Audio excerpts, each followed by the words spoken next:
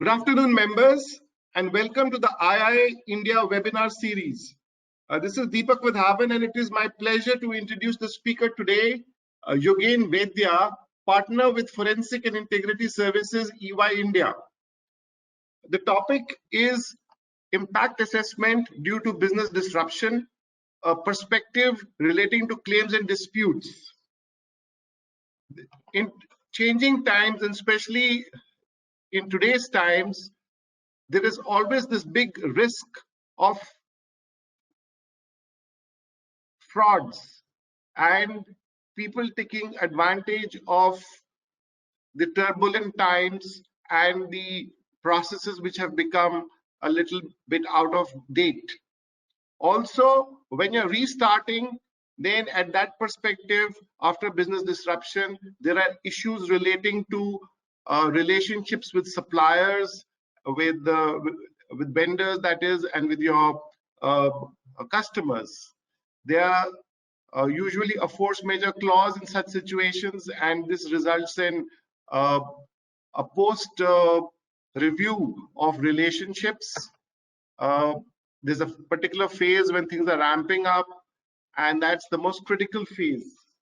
Yogen specializes in this aspect. He has 14 years of forensic experience and 22 years as a chartered accountant, and has been devoting his time essentially in fraud and investigative services. And to please enlighten us with his views. Thank you. Good afternoon, everyone. Thank you, Mr. Deepak, for your kind introduction. And thank you, IIA, for giving me this opportunity to present my views on the topic. Basically, we are going to talk about impact assessment due to this business disruption, and primarily from a claims and dispute perspective. So what I'm going to do is, I'm going to cover the topic in the following ways in the next 1.5 hours. I'll set the context where we are right now. Obviously, a lot has been spoken, but more from a claims and dispute perspective. We'll also talk about the effects of this disruption, whether temporary, long-term, permanent in certain cases, and its effects and financial exposure emerging out of that. We'll also talk about precise steps which organization is undertaking during this lockdown and the post-lockdown. Again, as I said, the whole focus of the entire discussion is from a claims and dispute perspective. We'll only look at those aspects. We'll also look at the mitigation steps people are required to carry out in a situation where things doesn't work out properly, in an amicable, in a more broader way, then what kind of mitigation would be required. We have divided the whole potential impact into two parts, during the lockdown and post the lockdown. Because post the lockdown activities, we see large effects coming up where an organization is required to take many steps vis-a-vis during the lockdown. So we'll also specifically see how and what kind of triggers will emerge from situation post the opening of the lockdown. If the breach continues, potential breach either from customer, like Mr. Deepak mentioned, customers, suppliers, vendors, third parties, and then what are the eventualities? We'll try and consider that as well. And finally, conclusion and any question and answer. So that's the broad coverage we are going to have today. So with that, let me start with the first thing. COVID-19 has basically prompted organizations to activate various business continuity plans in order to protect the organization from the disruption and its effects. In effect, it is changing the way of life, way of business. We have started working from home, way of business, way of work. Potentially nowadays, nobody can say that, hey, look, I'm stuck in traffic, and because of that, I'm delayed. So it is essentially, metaphorically, I'm saying, it is changing the way this whole perspective towards life, work, and business. More specifically, if we look at it, it is impacting the business and economy in an unprecedented way. Primarily because there is an inability to have continuity of business due to restriction of the movement of people. Specifically, if you see labor force, workforce, issues relating to logistics, all such things is creating a lot of issues from a continuity of business. Obviously, the next thing what has happened is breakdown of supplies and services, and that is impacting largely an organization and also the economy. There are long-term effects. I'm sure people would have gone through various research reports, various insightful reports by publication agencies, business houses, by various research agencies, which has given numbers which we don't need to get into right now. But let us set the context to our conversation. So with that in mind, if you look at specifically from claims and dispute perspective, how it is going to pan out. Now, keeping in mind, many organizations have started taking steps to find alternative workaround and trying to leverage various resources in order to continue servicing customers and clients in the best possible manner wherever possible. We are not going to go into that because enough has been discussed, acted upon. Alternative machinery has been started. However, due to practical difficulty and constraints due to lockout, it is causing various challenges on the business prospects from a financial exposure standpoint. In effect, quite a lot of industries, it is actually resulting into loss of profit of business due to lockdown, where there is a complete destruction of demand. So from a demand perspective, if we divide the effect into two parts, one is the demand, destruction of demand, and second is the deferment of demand. So wherever there are large destruction of demand, it is causing a huge issue from a loss of profit business standpoint. This particularly we have seen in retail, hotel industry, airline industry, tourism, fashion, garments. I'm sure people on the call will agree to that. If you look at the second part, idle capacity is due to reduced demand, resulting into non-recovery of cost and overheads. This primarily we have seen more from an infrastructure standpoint, oil and gas industry, chemical, and banks to such an extent. There have been concerns also raised about what will happen to the goods in transit.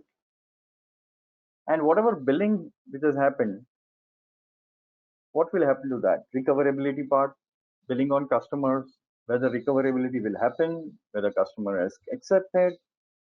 All the set assumptions within which the business used to happen earlier. Acknowledgement of the LRs, confirmation of the invoices, etc. is right now probably because of anxiety up in the air. I'm sure it is temporary, but this will have to be looked upon. Wherever there are large supplies, the materiality level is extremely high, and one needs to take a conscious call to look at each and every aspect. If we look at it a little differently, where there is no potential issue from a demand or a customer side, then there is a huge increase in cost or budget, or to maintain the same level of sales, same level of supply, same level of services, organization will have to spend a significant amount of time and cost in order to maintain the same level.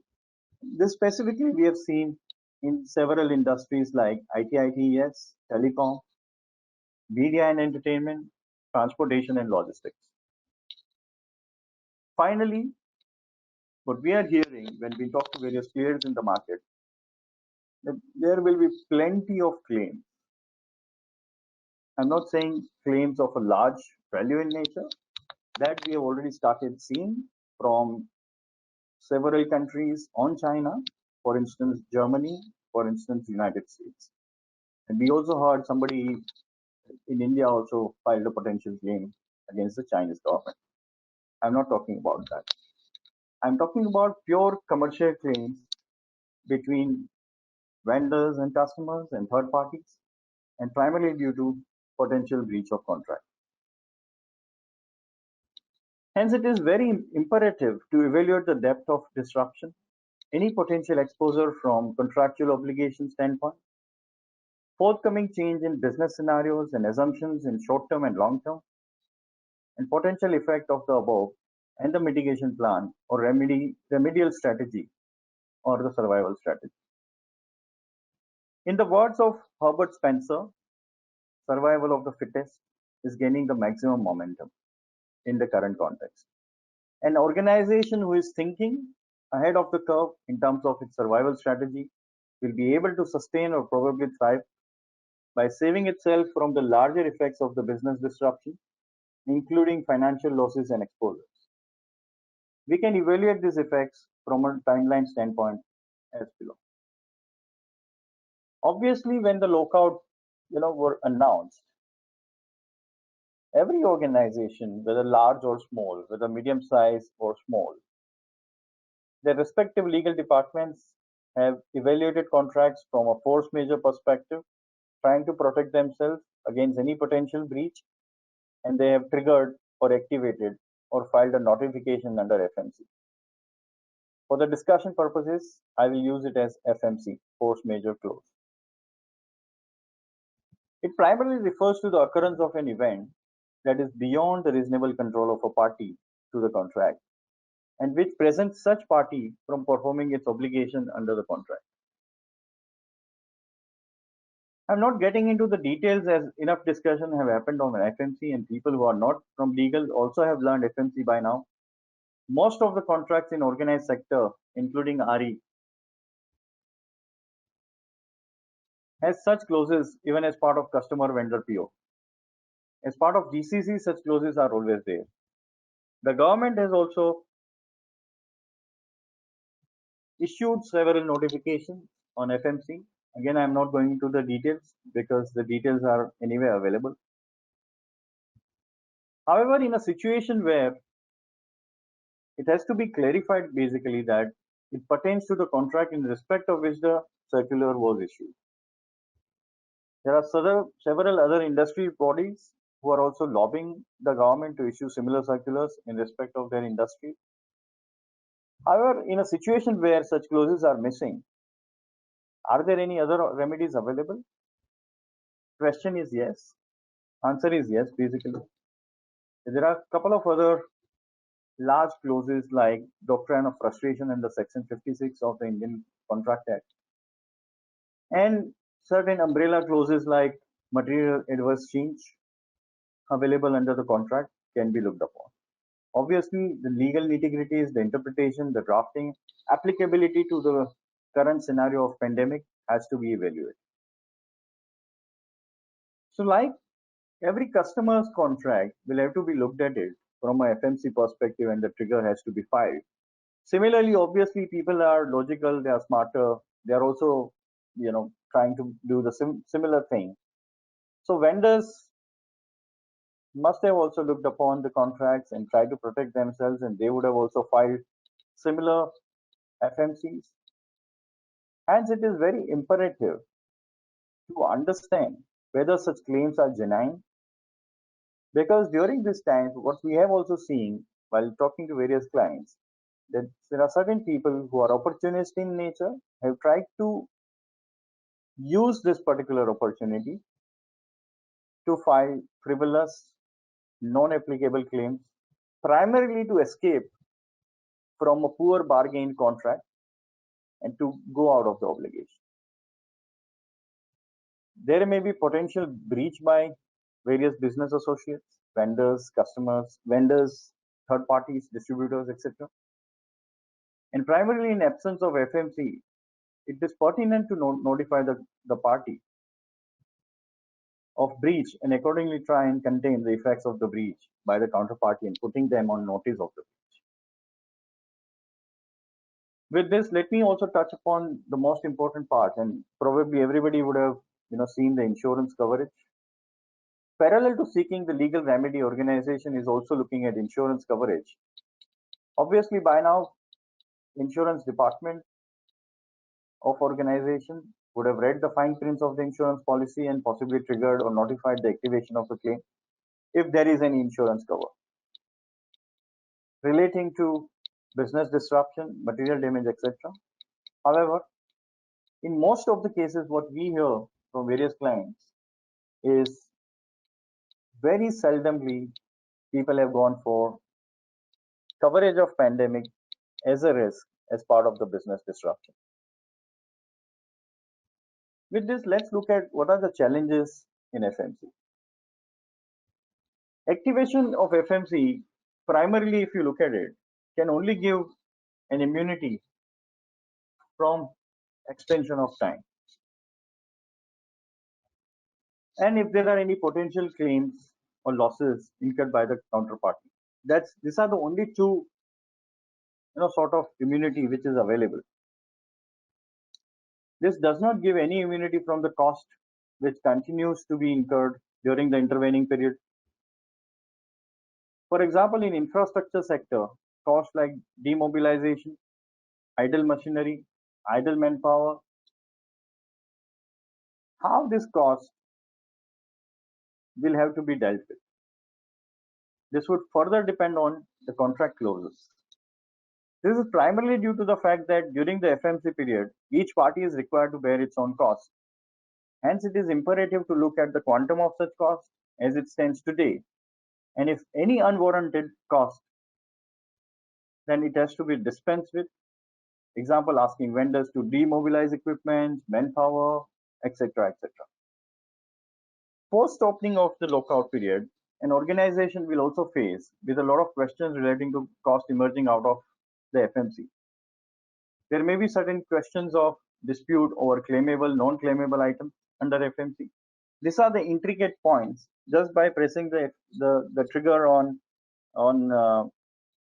FMC, that doesn't solve the purpose. One will have to further go into the details of what claims are covered, what are not covered, what costs are covered, what are not covered, which period will be basically relevant for this, because government notifications gives, let's say, for example, X to Y date. However, the trigger from your perspective, depending on the contract clauses, may be different. So which is the best possible realistic practical scenario will have to be matched, and accordingly the notification will have to be filed. Again, a question is, when the frustration of contract has occurred as a consequence of FMC, when you are going to further notify, the revocation of FMC will also be important. So it cannot be simply 3rd May, for instance. So one will have to really practically see when they are in a position to continue rendering services or provide goods, or if it's an infrastructure site, and depending on that, they will have to revoke the FMC. Having said that, triggering FMC is not simple. There may be many questions raised by the counterparty and raise objection to FMC. This may happen specifically in global contracts or contracts involving essential commodities and services, because there is no coverage of FMC right now under essential commodities and services. If the contract again is silent on FMC or not very clear on peculiarities of FMC like procedure, conditions, etc., there may be further disputes with respect to whether it is applicable or not, whether an act of God is covered or not, period, applicability, invocation, revocation, etc. So all these peculiar issues will have to be dealt with in detail.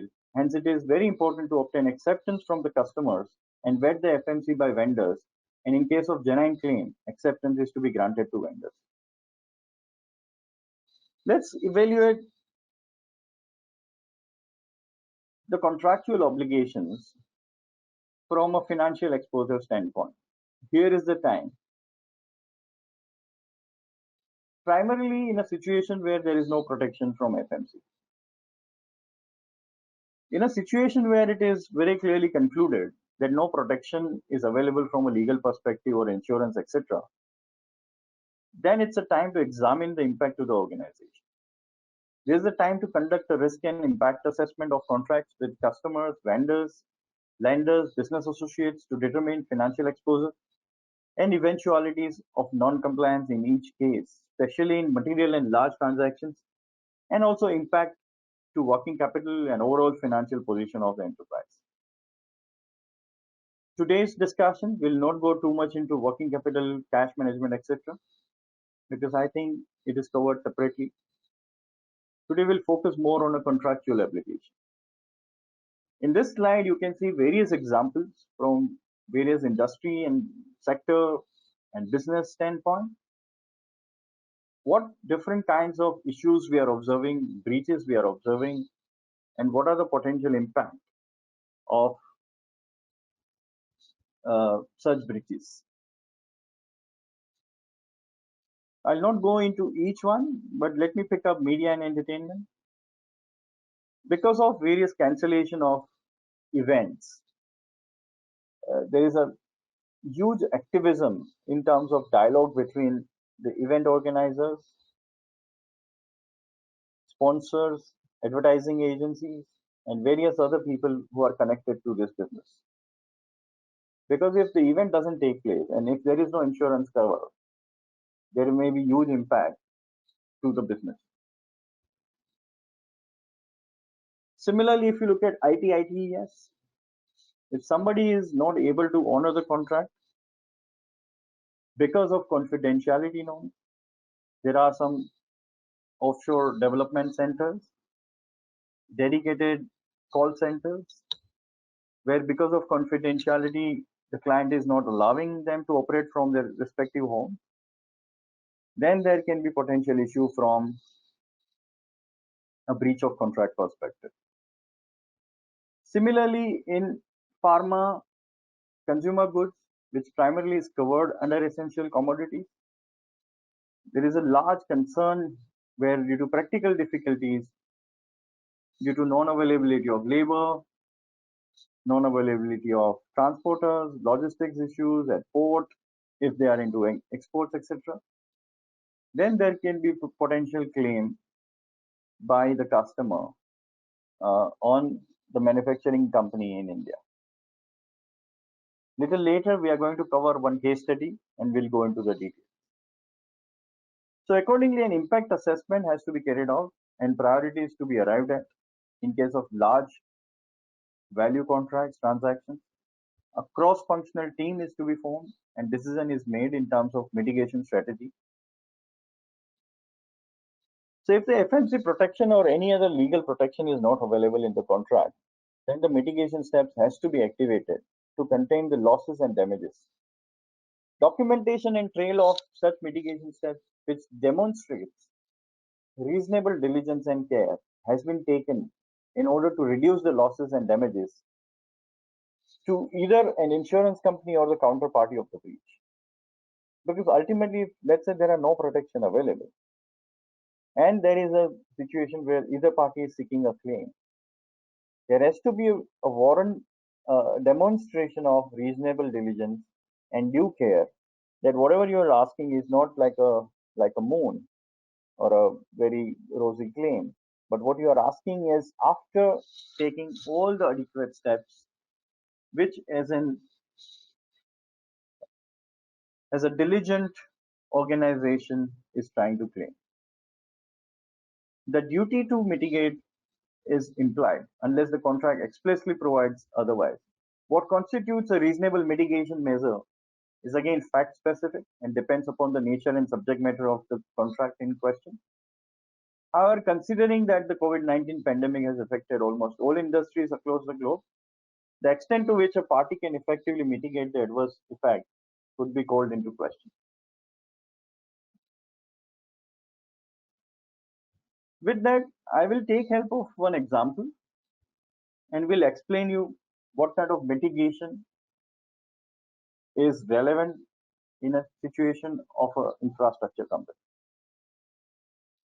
We are primarily here talking of two sets of analysis to be carried out by the businesses. The first step is to analyze the impact areas of business, essentially to understand what activities could not be performed and to estimate the period till which these impacts will persist. So on the left hand side of the table, you see this activity and the planned dates of these activities. And this is the period where basically there is a lockdown. So this activity is related to manufacturing of a batch of smartphones being assembled in India. We take the scenario that in 5 weeks of lockdown, the business will be as usual. There can be alternative scenarios as well pertinent to what business it is.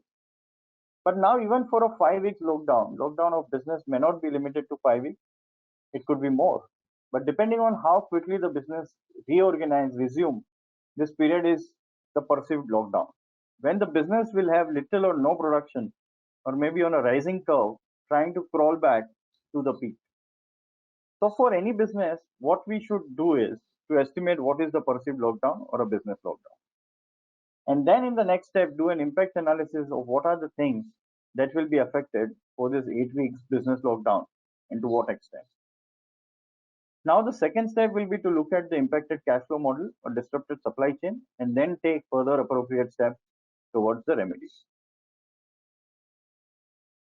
So if you see the whole timeline, considering in this particular example of this 5-week lockdown period has been moved beyond the FMC period, and essentially what it means that if the contractual obligation with all the elements, whether it is connection to chipsets, casing to chipset connection, screw fitting testing, packaging, all the vendors who are dealing with this have been notified, hey, look, we don't need your services right now, we need it after 5 weeks. So that there is no counterclaim from those parties. And hence, the entire activities which is falling during this period is kind of pushed out. I hope the example is a reasonable depiction of the real issue here. With this, let's go into salvaging from the immediate obligation. The first thing first, so protection against the current commitments and contractual obligations. Now one need to protect it from short-term financial exposure emerging from the customer contracts and vendor contracts. So let's look at the customer contract first. An evaluation will have to be carried out to check the preparedness beyond proposed lockout period of 21 days or 35 days as the case may be.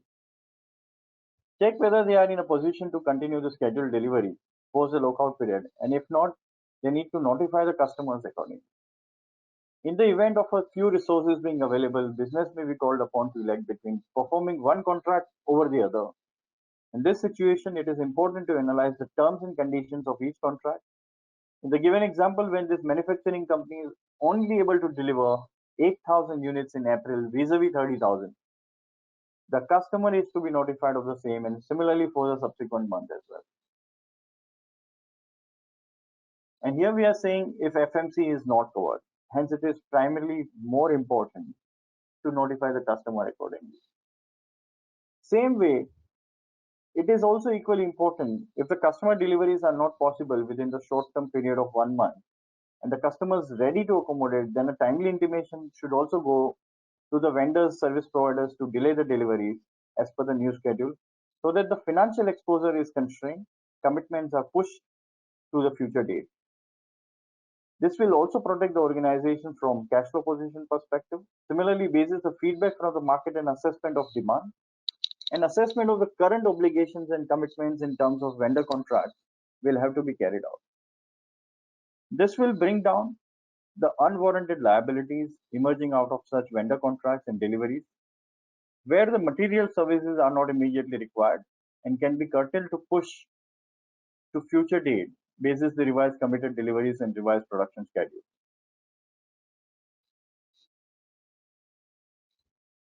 Similarly, if you look at the infrastructure company and infrastructure sector, an EPC company primarily will have to look at the changes in the cost post the revocation of FMC. The company will have to review the cost assumptions, whether any significant change has happened due to change situation on cost. For instance, equipment rentals may go up, labor cost, material cost due to scarcity of availability of labor may go up.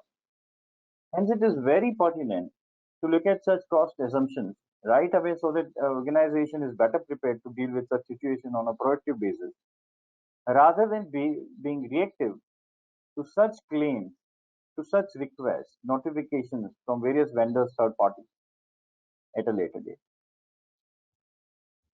Let's look at this in this particular case study. This is a typical workflow of a construction project contract framework. At the top, we have either a concessionaire or customer having an EPC contract with the main contractor, and then further a lot of small contracts with suppliers, vendors, subcontractors, labor contractors, consultants, etc.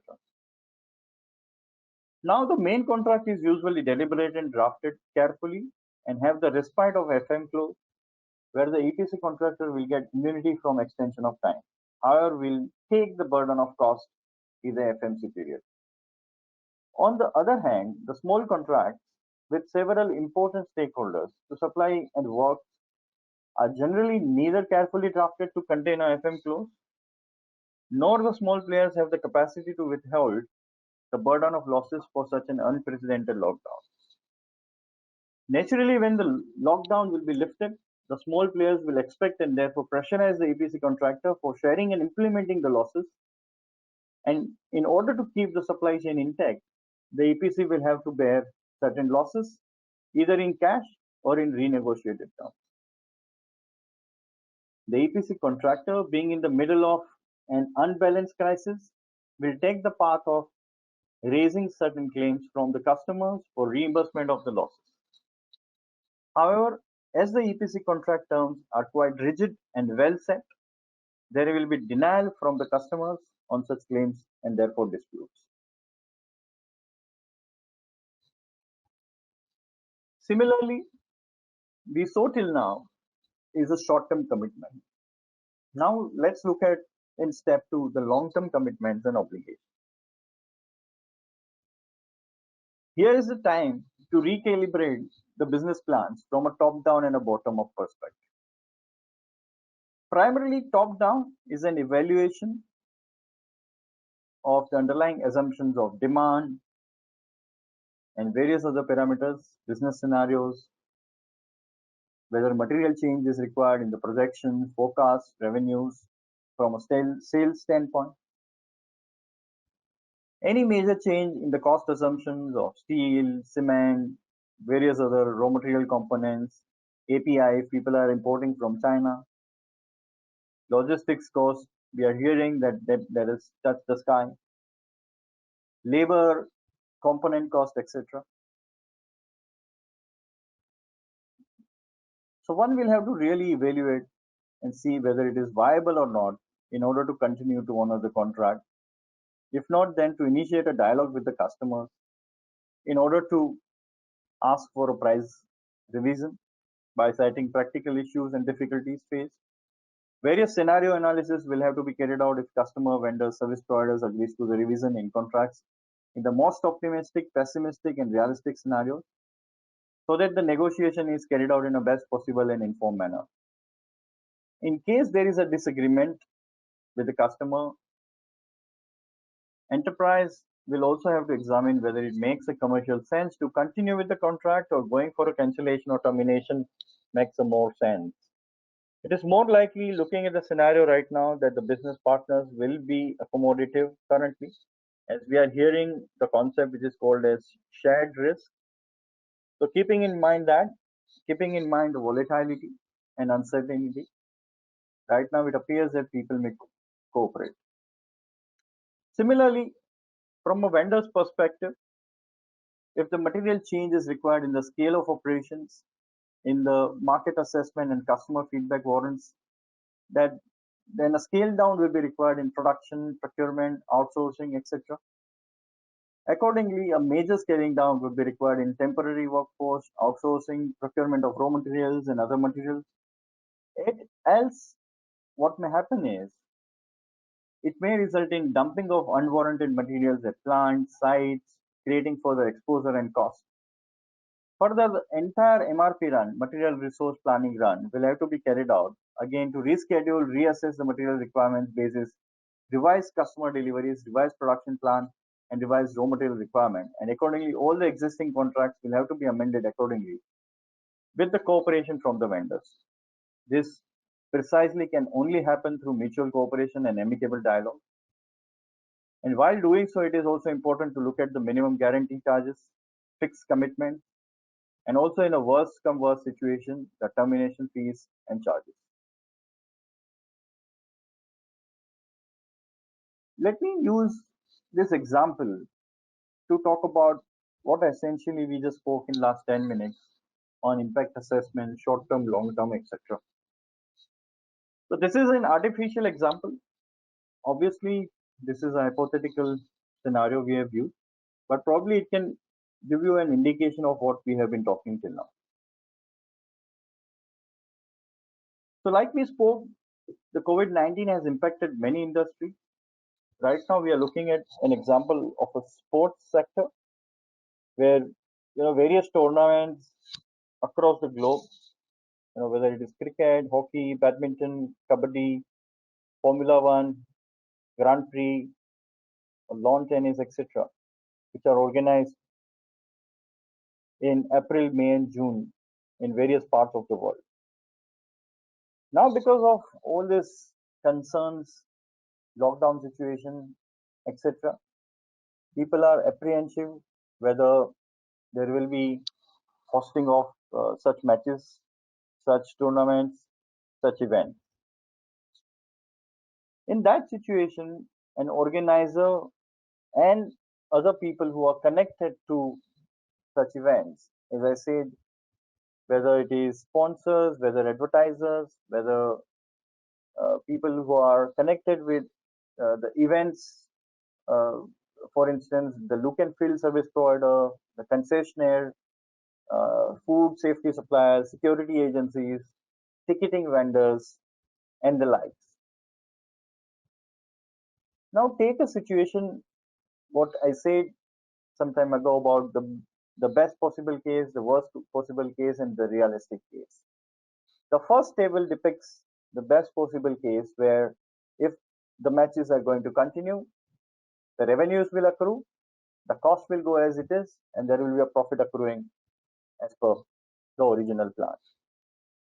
Second situation is if the matches doesn't happen, what is the eventuality? Obviously, we are not going into too much of the details of assumptions, etc. But look at the numbers primarily. Fixed cost will continue. There will be some interest element which people may earn out of whatever investments with the bank.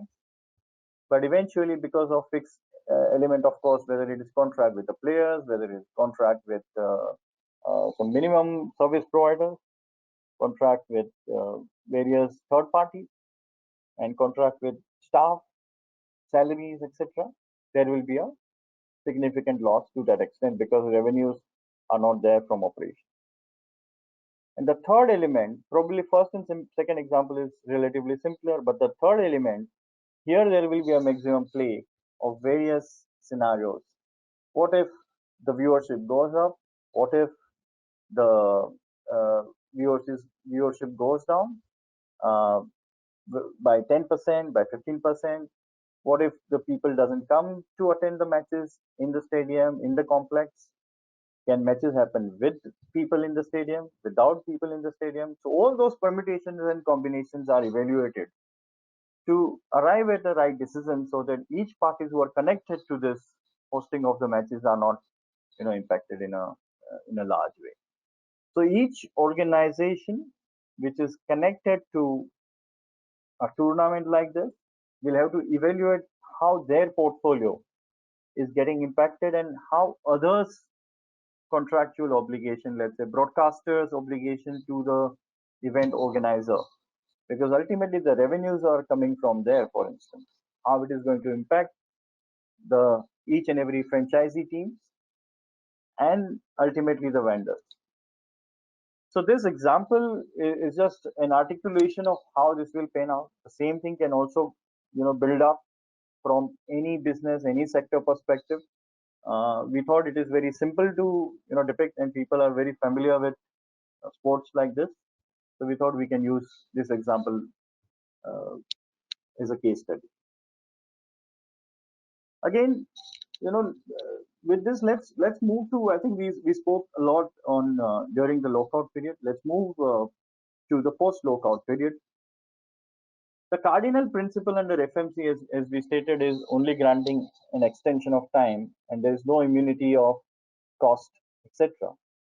Each party will have to bear their own cost, and there cannot be any claim except extension of time. Hence, there may be various requests from contractors to support and accommodate to cover the cost. Increased cost due to idle capacities, workmen, labor, machinery, as we stated earlier, mobilization, demobilization, equipment rentals, manpower costs, HO overheads, etc. Whether separately calculated by using any formulas in that sense. Hence, an enterprise will have to take a pragmatic and practical approach in order to get a win-win formula to balance the business and to protect the interest of vendors and customers and contractors as well. Now, having spoken a lot about the dialogue, discussions, etc., obviously there will be wise people in the room where the discussions are happening. Legal guys will also come and say that, look, we understand the business guys, you are really relying upon various vendors, third parties, customers. But at the same time, we need to also prepare for a worst come worst scenario. If the customer doesn't accept the FMC, if the customer is fighting out, or vendors are not accepting, and there is no amicable dialogue happening, then are we not required to build the entire facts of the case, build a case, prepare the audit trail, prepare the documentation, so that later on, if something goes wrong, then we are not caught unprepared. So that is the place where the whole legal guys will come very active onto the play, and we'll start looking at the documentation. We'll start looking at all this developments much more closely, more from a dispute and a claim perspective. And that is the place where one will have to really go down the path. How do you really prepare your case? How do you really gather the evidences? How do you gather all the facts of the matter? Because obviously there will be a lot going on, and obviously, as we know, things may not just turn its table during this lockdown situation, but there may be a past history which is getting prolonged. So not necessarily the data may only be relevant to last 30-35 days or so, but there may be a larger data set which one will have to really look upon.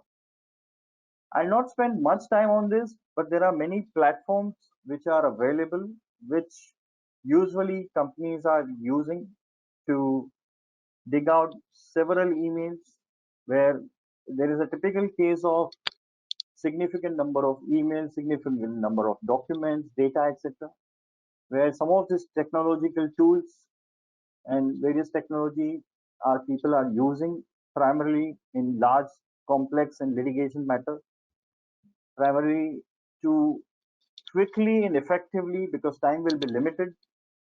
The whole idea is to use the technology assisted review platform to speed up the process, to identify emails, documents which are relevant, to identify emails and documents which are against the organization. So using the technology platform to identify such documents and emails and various correspondence, as we call it, using technology becomes very important. So I'll not go too much into it, but I thought I should make a mention of that what generally people are doing around if it reaches a stage of a dispute or a claim, that how people are also gathering evidences using the power of various technology which is available. Now, we reach a stage where there is no silver lining coming. It looks like there is a dead wall uh, against us, and there is no other situation but filing a claim. And specifically where there is no FMC cover available and there is no insurance available. However, there is enough material in place which suggests that there is a breach of contract by the counterparty, either due to disruption, permanent destruction of demand, or permanent destruction of the profit, or a deferment of profit, which is further causing issues from an opportunity or a business standpoint. And this table again depicts various examples depending on various sectors, how this can impact. And again, I'll give 2-3 examples of what we are basically trying to say. Primarily, if you look at, there can be a claim by an insured party on the insurance company if there is a coverage of insurance, whether it is loss of profit, loss of property, loss of goods, or damage in transit, loss of production, more relevant for films, shootings, from a media entertainment perspective. Loss of property primarily in case of any continuous process plant, and the continuous process plant is not able to function because of non-availability of, for instance, raw materials, fuels, etc., and it has collapsed.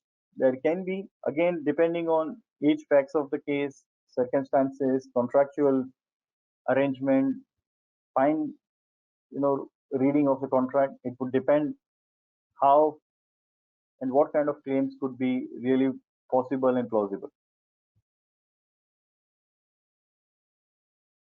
There may be claims by contractors on the employer, primarily because of breach of contract or delay or disruption. There can be EOT claim or a prolongation claim or a loss of profit in a situation which may be rare, and loss of opportunity. Again, I'm playing it loud here because there may be, depending on specific situations, such claims can be activated. There have been various judgments in the past where courts have granted even loss of profit in such situations. But there are again similar judgments which says that primarily applying the conservative principle, they have not allowed the loss of profit, loss of opportunity in absence of evidences, etc. Then only EOT claim has been allowed. Similarly, by employers or the project sponsors, there can be claims on contractors, again because of breach of contract by the employer, and there can be an issue of LD claim, breach of contract by the contractor, sorry. So as per the contract, they can levy LD, they can levy damages if the contract says so. And again, as I said earlier, in a situation where there can be a loss of profit, loss of opportunity as well. Claims by customers and suppliers and vice versa in case of delay in provisioning or rendering of goods, services. And we'll go into some of the examples in the subsequent slide, where I think it will get very clear that what we are primarily saying. But there could be damages in cost of goods and services or loss of profit claimed by customers on the suppliers. And from the other way around, from the supplier side on customers, it can be only about cost, and in very rare situation about loss of profit as well. Again, what we are also hearing is the last element, where a foreign enterprise who has invested, for instance, in India, there, and because of a bilateral investment treaty available, there could be even BIT claims on the government of India. It is very rare, It depends on interpretation, availability of BIT, and various other conditions. But if a foreign investor feels that whatever steps carried is not appropriate, or it is probably an overreaction to what is really warranted, then such situation may also occur.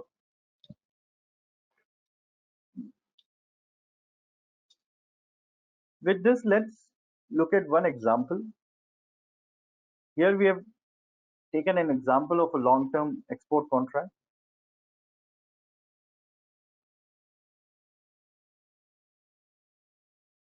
So there is a long-term supply contract between an Indian exporter and, for instance, a Russian buyer. And due to COVID-19 situation, buyer cancels the contract. Exporter fails to arrange material timely. The shipping line cancels the ship, and we are playing various situations so that we're trying to cover as much scenarios as possible. The ship through which it was to be exported gets stuck somewhere, either in the port, there is a congestion at the customs station, or there is a specific block by the government on export of that particular material. Or there could be a situation that buyer is not taking any delivery of that particular item.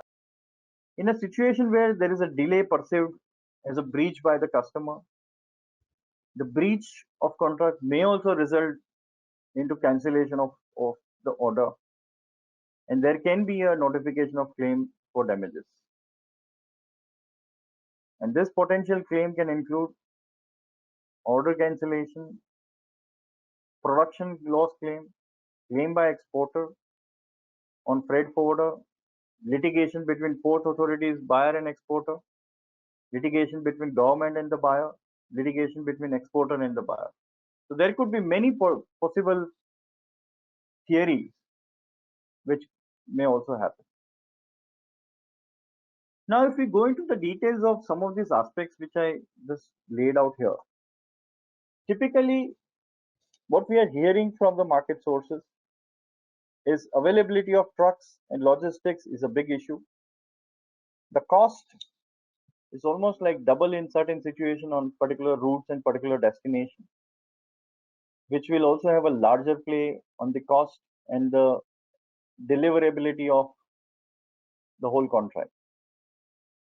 Second issue is about non-availability of labor. The labor are probably based in various remote, they've gone back to the remote parts of the country, and it's very difficult to get them onboarded, restart the factory operations, etc. Companies may have taken some additional warehouses on an immediate basis outside the city limits and municipal limit for a day and night operation of the warehouses. Biggest challenge is there will be a double work in this single month. Pan India monsoon is also coming in. So for instance, for an agrochemical company where the time is so essential and critical, if the seeds or pesticides doesn't reach unto the last farmer level, let's say in next 10 to 15 days, they will lose the entire season. The whole cycle will get delayed by a couple of months because of all these nuances. So an idea is to manage, mitigate through all these nuances which we spoke about, labor, logistics, trucks, etc., and push through by doing an altercation of the distribution cycle, probably removing couple of legs within the cycle and directly trying to reach the material there. And if that doesn't work out, there can be clear potential claims from farmers, from aggregators, from middlemen, etc. Let's look at another example from a pharmaceutical industry standpoint. And we have divided this example into three parts. We are right now evaluating the potential triggers from production, distribution, and collection standpoint. From a production standpoint, there could be delays, non-availability of raw materials, increase in freight costs. Maybe what we are hearing is more than double, more than 200%. Customs clearance issues. There is a log jam at ports. There could be potential issue of congestion. Warehousing bottlenecks. There are handling issues relating to perishable commodities, marginal functioning of cargo, courier. All these elements are having trigger on execution, capability, and serviceability of contracts. I'm not going to details of each one, but whether it is transportation, port, last mile delivery, having a lot of issues. Similarly, it is also impacting on a cash flow cycle, non-availability of distributors chain due to non-collection of payment. Again, the serviceability issue will be larger. Right now, everyone is silent on the cost, but there could be, in times to come, the whole discussion may start from a cost perspective. Now, if you look at all these elements, this will have an impact to high freight costs, concurrent fixed expenses, labor costs, blockages of payment, low production, and business loss because of all this dependability on various factors we spoke about. Similarly, there will be claims from a company onto the third party logistics service provider because he is not able to meet the SLA, and this is a pharma company, hence there is no coverage of force majeure because it is part of the essential commodity. There can be claims between company and material suppliers for delay, damages, company and the contractor, tolling manufacturer, and the tolling manufacturer's dependency is 100% exclusive on the company. There could be claims there. Company and the manpower supplier, because of increased rates, is not able to meet up. There are minimum guarantee obligations again in similar contracts where if minimum guarantee obligations are not fulfilled or minimum order quantity is not fulfilled, there could be again potential liquidated damages or additional claim. Company and distributors for payment relaxation, potential loss in non-recovery. So there is an involvement across right from beginning.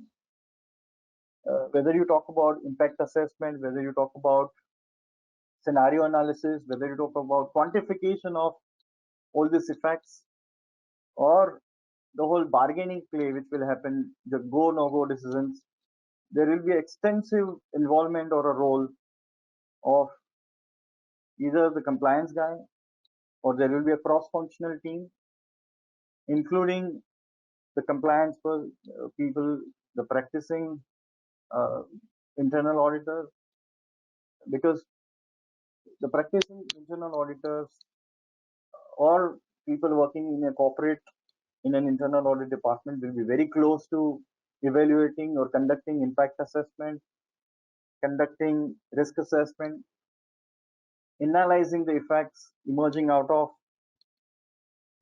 all these contracts, putting a financial claim to that, and evaluating ultimately how it is going to impact an organization, coming up with alternative theories.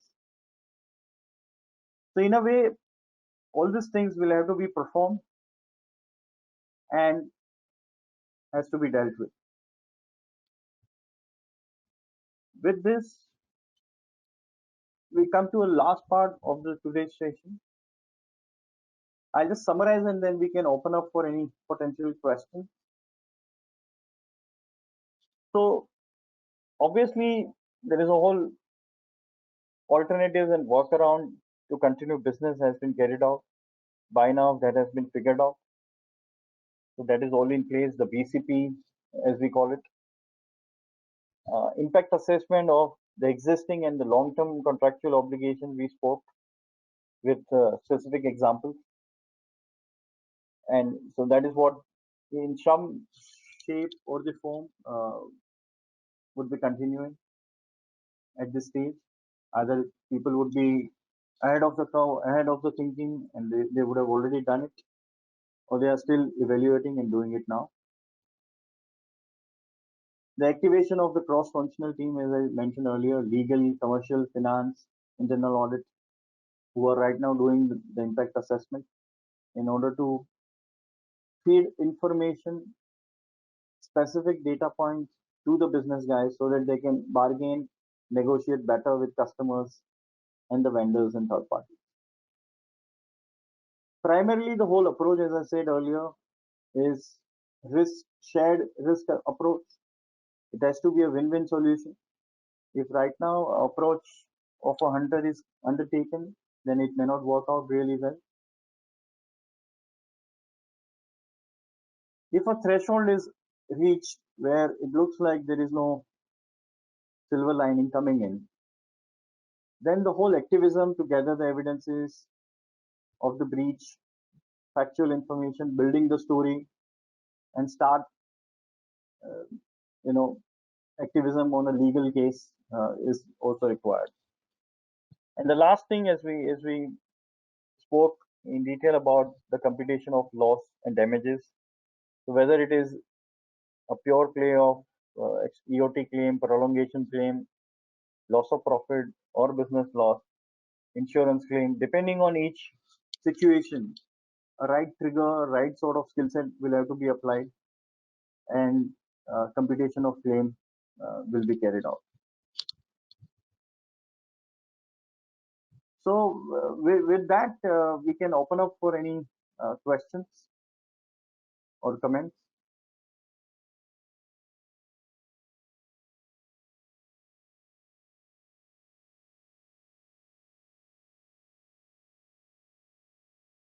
Deepak, we can't hear you, Deepak.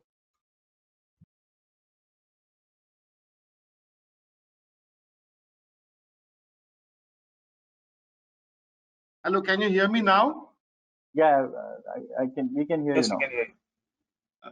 So let me just start by thanking you again for the enlightened and critical view relating to claim and dispute in these unprecedented times. What I've understood is that there is an immediate commitment view and a long-term commitment view of commitments and obligations. And the industry is well aware of these issues and is progressing. The short-term view will trigger FMC and insurance options. Force majeure clause, of course, is becoming now a buzzword, and we internal auditors are coming across situations to evaluate, I'm sure, and also while doing our risk assessments and impact assessments to really gather how things are moving in this direction. However, it is unlikely that business would have taken insurance against pandemics. So sooner than later, we're going to hear this phrase of breach of contract more common, and in the short term, that probably would be a likely situation. In the medium term and long term, as you rightly said, Yogen, and what we've understood is that there are two situations. The first is whether there is disruption of demand or there is deferment of demand, or both in that particular business and industry. Based on that, probably the business would develop its own strategies of how to move ahead with their commitments and obligations. You've really enlightened us with the various situations in different industries. And but one thing what I really kind of pick from this is that probably business will have to really differentiate and take a view on a relationship view with customers and suppliers, whom they see as pure supplier-customer relationship and whom they see as a Keiretsu partnership, with whom they feel they're going to be now having serious partnerships. Based on this, probably businesses would interact with suppliers and customers. That is my general understanding of your presentation, and thank you very much, Yogen. In case there are any questions, please please ask them now. I take this opportunity to thank the members of EY India to have spared Yogen for this talk. Thank you very much.